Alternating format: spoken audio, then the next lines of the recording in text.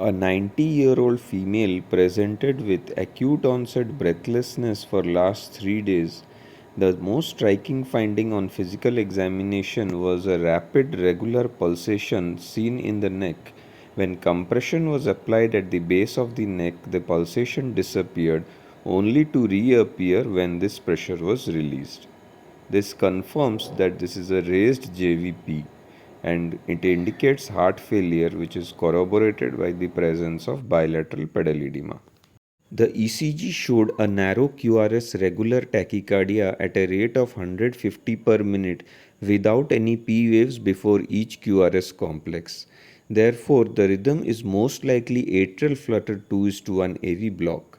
ST elevation in inferior lids with ST depression in AVL is consistent with a diagnosis of inferior wall ST elevated MI.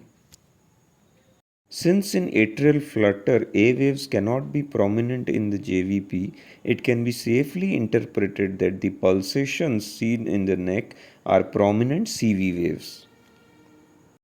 A second ECG recorded a few hours later also shows a rate of 150 per minute, but there are multiple wide QRS complexes. Alternate narrow and wide QRS complexes in atrial flutter 2:1 AV block can be due to rate related aberrancy or intermittent pre-excitation.